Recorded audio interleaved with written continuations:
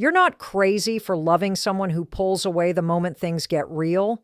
You're not weak for wanting to reach the part of them they've hidden from the world, even from themselves. The truth is, avoidants do feel deeply. They just won't show it, unless you know exactly how to speak the language of their silence. And today, I'm going to show you how to touch the deepest, most guarded part of their heart without losing yours. Stay with me till the end, because if you leave halfway, you'll only see their armor. But if you stay, I'll help you see the soul beneath it. You might think they're cold. You might even think they don't care. But that's not the full picture. The truth is, avoidants crave love like anyone else. But their nervous system doesn't respond to love the same way yours might. They don't chase closeness. They scan it for danger. They don't feel butterflies in chaos. They feel panic. What they want more than anything, but will never say out loud, is safety. Not the kind of safety that's surface level or scripted, but the kind that's earned through consistency, presence, and calm. For an avoidant, emotional safety isn't just attractive, it's necessary. Without it, they don't just close off, they disappear. Their walls are not built to manipulate you. They're built to protect them from a world that once told them connection was unsafe, unpredictable, and often humiliating. So when they meet someone who doesn't pressure them, who doesn't weaponize vulnerability, who doesn't flood them with intensity and then withdraw affection as punishment, they don't know what to do with it. It feels foreign, but it also feels like hope. Safety to them doesn't look like long, romantic texts or big proclamations. It looks like you not reacting when they pull away. It looks like you staying steady when they go quiet. It looks like you giving space not as punishment, but as proof that your love isn't fragile. Every time you don't chase them, don't beg for connection, don't guilt trip them for needing breathing room, you communicate the one thing their body is starving to feel. That closeness won't cost them their dignity. You don't realize it, but when you hold your ground with love, not control, you're rewiring what intimacy means to them. You're showing them that connection doesn't have to be a battlefield, that they don't have to choose between love and freedom, that someone can hold space for their wounds without trying to fix or expose them. You're proving that emotional safety is real, and that it's possible to be seen without being smothered. They won't say, "Thank you." They might not even notice at first. But inside, something shifts. Their body exhales, their mind quiets, and slowly, their heart starts to believe that maybe, just maybe, love doesn't have to feel like a trap. When you respond with calm instead of chaos, you aren't being weak. You're being powerful. You're doing the one thing they don't expect but desperately need, making it safe to stay. You see, they've lived in survival mode so long, they assume love always comes with tension. They've been trained to scan for disappointment, rejection, and emotional ambushes. So when you don't deliver those things, when you actually just be there without drama, you short-circuit the pattern. You touch the part of them that wants to trust but forgot how. And that part, though buried, is the deepest, most sacred part of them. You don't need to be perfect. You don't need to psychoanalyze them or heal them. You just need to not add to the noise. You need to be the person who doesn't need to constantly be reassured, who doesn't need them to fall apart just to prove they care. Safety is not a strategy. It's a way of being. It's your steadiness. It's your self-respect. It's your ability to stay soft without dissolving. That's what speaks to them. That's what they remember, even when they go silent. That's what they come back to, because it's the one thing they don't even know they're looking for. Every time you show them they're not too much, not too distant, not too broken to be loved in peace, you give them something no one else has. Not just love, not just attention, but relief. Relief that this connection doesn't require a performance, that they can exist without being evaluated, that they can love without losing control. And in a world that's told them they must always be guarded, that's more powerful than passion. That's the love language they never learned but always needed. When someone you care about pulls away, everything inside you might scream to run after them, to fix it, to talk it out, to close the gap as fast as possible, because in your world, distance often means disinterest, danger, or the beginning of the end. But that's not what's happening with an avoidant. When they take space, it's not a silent breakup. It's not an insult. It's not them saying, "I don't care." It's them screaming, without words, "I'm overwhelmed. I need air. Please don't make me feel even more trapped." But they don't say that directly. They shut down. They get quiet. They withdraw into their shell, and if you're not careful, you'll mistake that silence for rejection. What they're doing isn't rejecting you. It's protecting themselves. It's a coping mechanism from years of believing that closeness equals danger, that vulnerability ends in disappointment, that showing emotion is a setup for shame.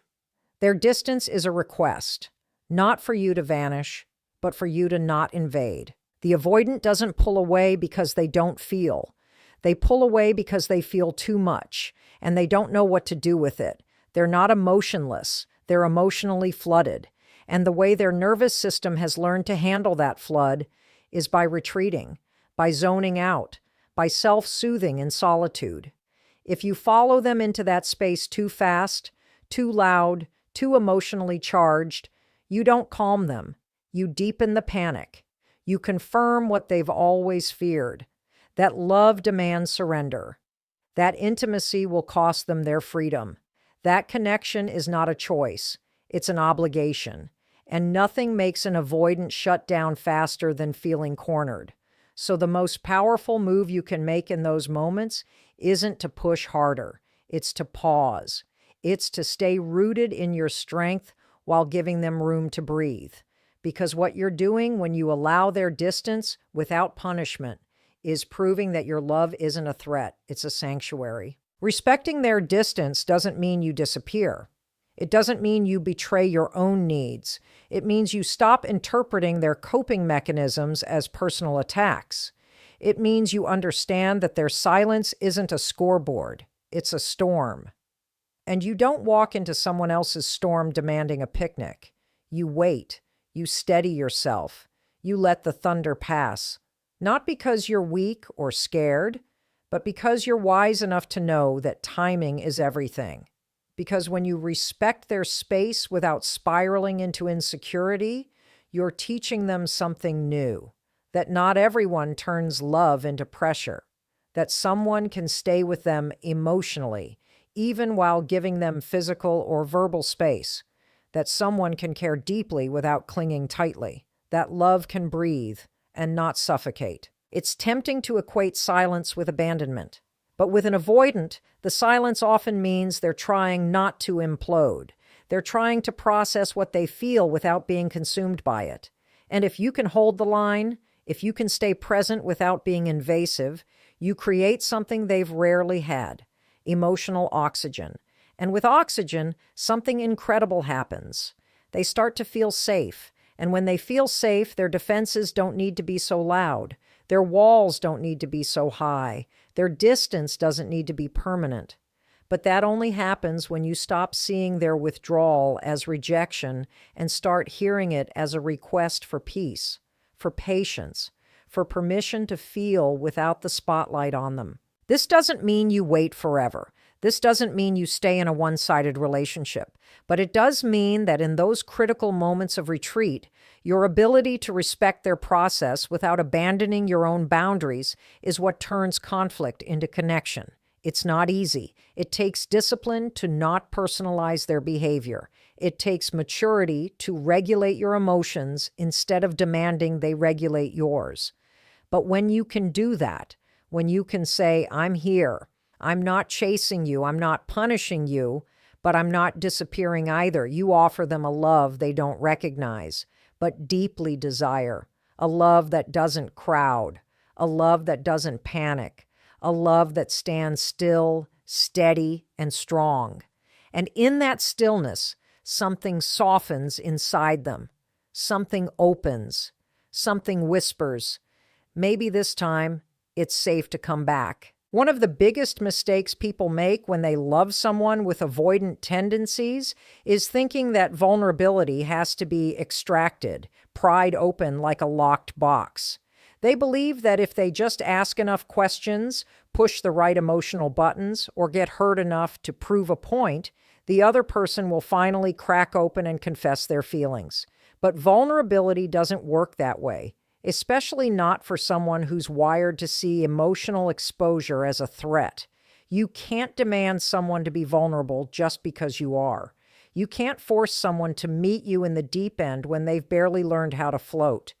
With an avoidant, pressure backfires, intensity overwhelms, and emotional urgency doesn't pull them closer. It makes them run. If you want to reach that hidden part of them, you have to shift the entire approach, not by performing your pain louder, but by being real, clear, grounded, and emotionally honest in a way that's steady, not explosive. Being real is not the same as being raw.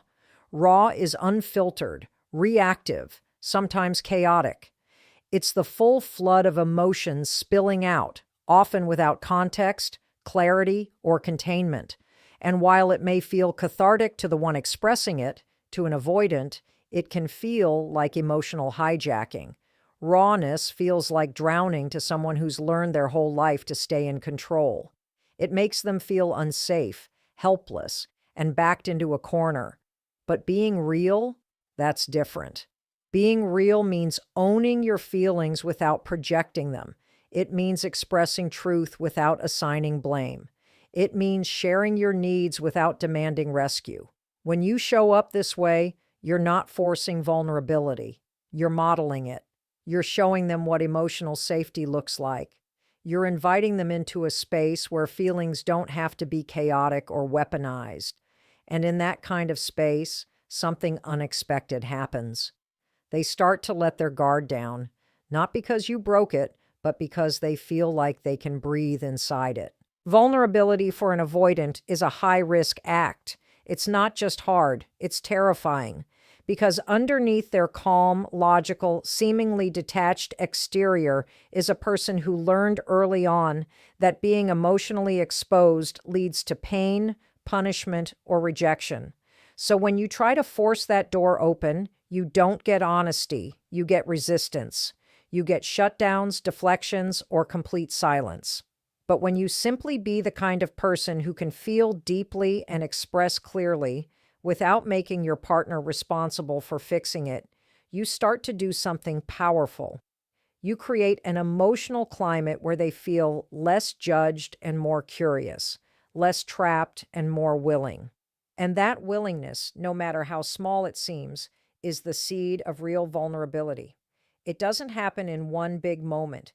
It happens in dozens of little ones, where they realize you're not going to shame them for feeling something they don't yet know how to name. You don't need to bleed in front of them to get their empathy. You need to show that emotions can be carried with strength, not chaos. You don't need to cry harder, yell louder, or fall apart just to get a reaction. That's not love. That's performance. What actually draws them out is your steadiness, your ability to feel something deeply and talk about it calmly, your capacity to say, here's what I'm feeling. I'm not blaming you, and I don't need you to fix it. I just want to share it honestly because this is real for me. That kind of language, that kind of emotional clarity, it hits different. It doesn't trigger their defenses. It makes them feel like maybe they can risk speaking too. Not because they're being interrogated or pulled into drama, but because they've been invited into something safe. Remember, avoidants often feel like vulnerability is a trap. Like once they open up, they'll be punished, used, or misunderstood. So they avoid it not because they lack depth, but because they've been taught that expressing depth leads to danger. You change that not by dragging their feelings out, but by embodying what it looks like to be emotionally available without emotional volatility. When you become the calm mirror, the safe presence, the grounded example of truth-telling without pressure, you plant a seed they don't even know they're ready for. You make it easier for them to feel without running, to speak without fear, to share, not because they were forced to, but because they wanted to. And when they do, you'll know you didn't crack the shell. You inspired the opening. And that kind of vulnerability, it's not reactive. It's real. People often mistake avoidance for being cold, indifferent, or emotionally absent. But what most fail to understand is that underneath all that detachment lies a deep craving for something most people overlook: stability. Not drama, not grand romantic gestures, not intense emotional roller coasters. Stability, that calm, grounded, unwavering energy that doesn't demand a performance, doesn't require walking on eggshells, and doesn't turn love into a pressure cooker. While others might chase passion, chase unpredictability, chase sparks and chaos and friction, the avoidant nervous system is doing the exact opposite. It's scanning for consistency. It's desperate for something that doesn't fluctuate with every emotional wave. And when they find someone who doesn't rise and fall with their moods, who doesn't need constant reassurance, who doesn't fall apart every time things get hard, they don't just feel attracted, they feel safe. And safety, to an avoidant, is the first step toward love. When an avoidant meets someone who can stay emotionally consistent, who doesn't change the temperature of the relationship based on every conflict or every misunderstanding, it feels like oxygen, not because they don't want love, but because they've been taught that love equals control, chaos, obligation, or loss of self. They learned that love requires them to become someone else, do more than they're ready for, or give up their sense of freedom. So when you come in grounded, patient, and steady, it shocks their system. You don't chase, you don't punish, you don't take their silence personally, you remain who you are, even when they shift. And in doing so, you show them something revolutionary, that love doesn't have to be turbulent to be real, that consistency isn't boring, it's beautiful, and that stability isn't the absence of passion, it's the presence of peace. That peace, that's what makes them feel safe enough to stay. Stability is not about perfection. It's not about being emotionally flat or robotic. It's about being emotionally predictable in the best way possible. It's about being the kind of person whose energy doesn't swing based on how validated or needed you feel. It's about showing up the same way, whether they're close or distant, open or guarded, expressive or silent. That's what earns their trust. That's what tells their nervous system, you're not in danger here. Because for an avoidant, love often feels like a trap, like something that will eventually explode or dissolve. So when you show up consistently again and again with emotional maturity and calm, you don't just impress them, you disarm them. You make space for something deeper than attraction. You make space for connection that doesn't require fear to exist. The avoidant might not say this out loud. They might not even realize it's happening, but they notice. They notice when you don't overreact to their distance. They notice when you don't push them to feel faster, love deeper, or speak sooner than they're ready for. They notice when your love doesn't disappear when they're quiet, when your mood doesn't collapse every time they need space, when your identity isn't tethered to their validation. That kind of stability doesn't just make you desirable, it makes you unforgettable, because you're not adding pressure to their already anxious mind. You're relieving it. You're the calm they didn't know they were craving. Stability also means emotional self-control. It means you don't need to create chaos to feel closeness. You don't start fights to test their feelings. You don't weaponize silence or affection. You don't use threats of abandonment to get connection. You don't make their triggers your responsibility, but you don't exploit them either. You learn how to hold your own space without collapsing into theirs.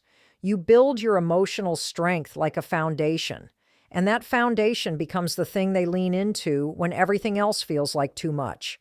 They're not drawn to instability, not in love, not in energy, not in tone. They don't want to be around someone who is all in one day and checked out the next. They want to know that if they take one small step toward you, You won't sprint at them with intensity, then disappear the moment things get hard. To the avoidant, consistency equals safety, and safety equals trust. And trust, slowly over time, is what leads them to open.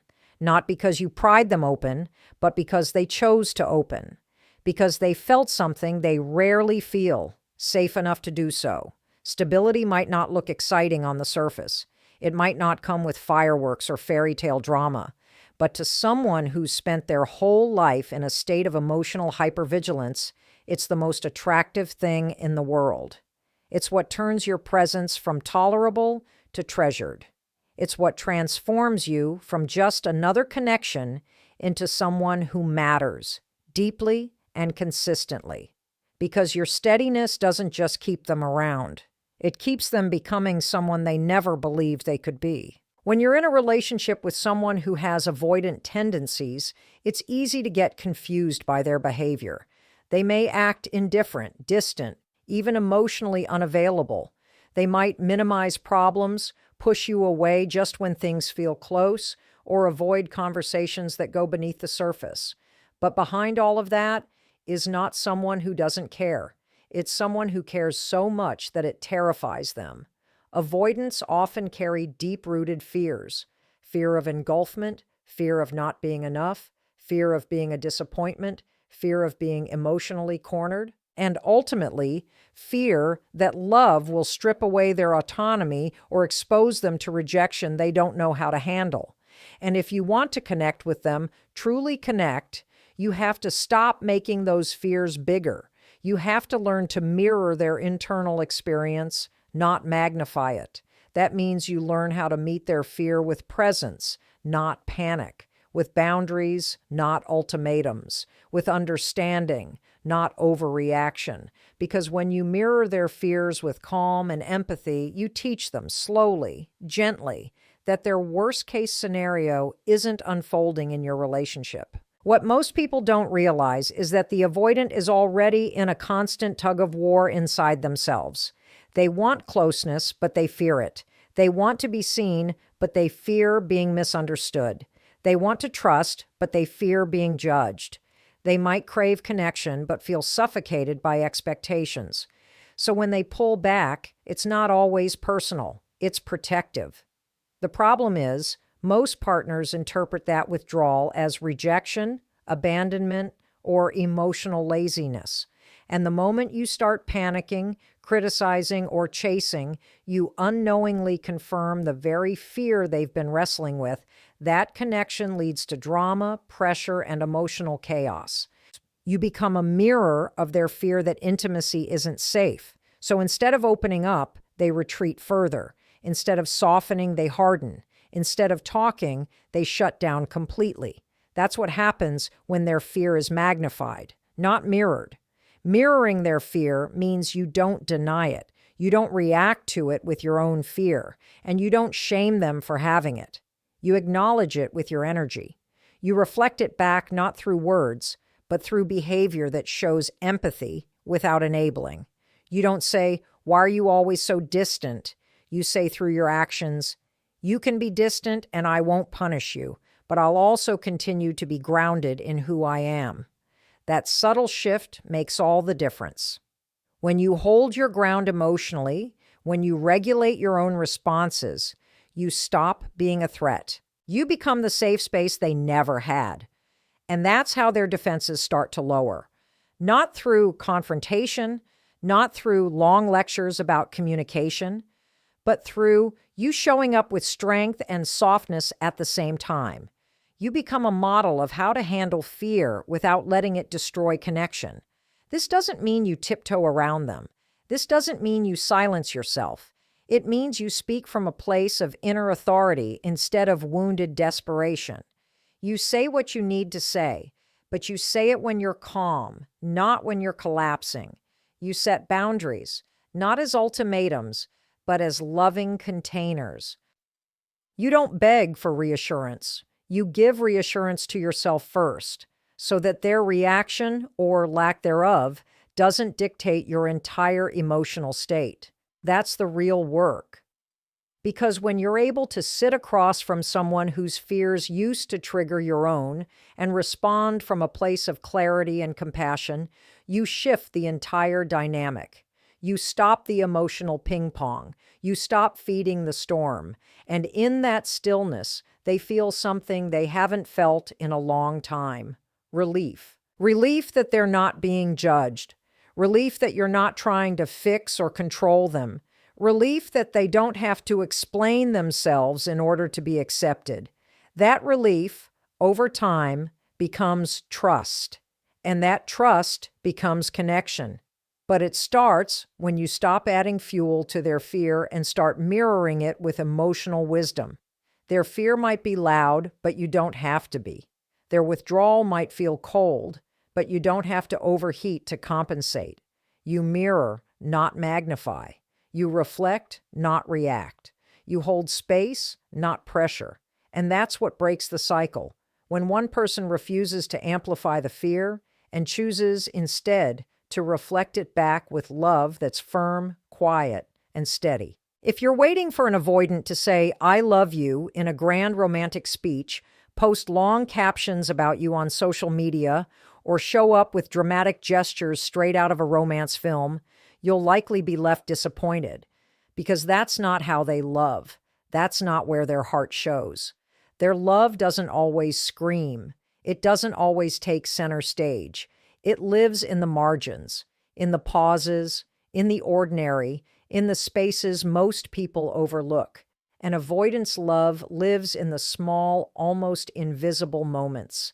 It lives in the quiet gesture of making sure you got home safely, in remembering the tiny detail you mentioned in passing 2 weeks ago, in the way they silently sit next to you without trying to fix your problem but don't leave either, in checking the tires on your car or cooking your favorite food when they know you've had a hard day.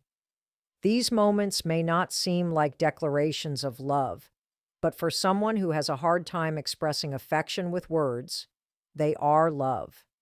And if you don't learn how to see those moments for what they are, you'll miss the very thing you're searching for. Avoidants don't often use language as their love currency. They use presence, consistency, small acts of loyalty. Their love language isn't usually found in emotional poetry or spontaneous vulnerability. It's found in the effort they make to do the things they feel safe doing. Because while emotional exposure might terrify them, action feels more manageable. For them, love isn't always about bearing their soul. It's about showing up in ways that are quiet but real. They may not gush about their feelings, but they'll listen when you talk about yours. They may not initiate long emotional conversations, but they'll notice when your mood shifts. They may not say much, but they'll do things that make your life easier, sometimes without being asked. It's easy to overlook these things when you're conditioned to believe love has to be loud to be real. But for an avoidant, love is rarely loud. It's deliberate. And if you're wise enough to pay attention, you'll see that the depth is there. It's just not dressed in fireworks. There's a sacredness to how avoidants show love, because it costs them something. Every step closer, every act of care, every piece of consistency. They're not effortless for them. They are choices, conscious decisions to move toward you in a world where they were once taught that closeness meant danger. So when they remember something important to you, when they do something kind without fanfare, when they let you into their routine or share a piece of their world, that's not nothing. That's everything. That's them saying, "You matter to me," in the only language they trust themselves to speak. And when you honor those moments, when you respond to those acts with gratitude instead of resentment, when you acknowledge their effort instead of demanding more, you reinforce something powerful. You show them that their version of love is not invalid, that you see them not just for who they could be if they were different, but for who they are right now. That kind of recognition creates a bridge where before there was only fear. The mistake so many people make in loving an avoidant is waiting for them to love in the exact way they do. They demand more words, more emotion, more drama, believing that louder equals deeper. But love doesn't always look like what you expect. Sometimes it looks like staying when it's hard. Sometimes it looks like remembering how you take your coffee. Sometimes it looks like not walking away during conflict, even if they don't yet know how to talk through it. When you slow down and notice the small things, you realize those are the real things. The moments when they quietly let their walls down inch by inch. The way they offer you trust, not in big waves, but in tiny droplets. And when you rush past those droplets, always reaching for something bigger, you miss the miracle that's already unfolding in front of you. Learning to honor the little moments also means you become less reactive. You stop measuring love by how fast it comes or how loudly it arrives. You begin to understand that consistency, patience, and presence are far more intimate than any grand gesture could ever be. And that shifts everything.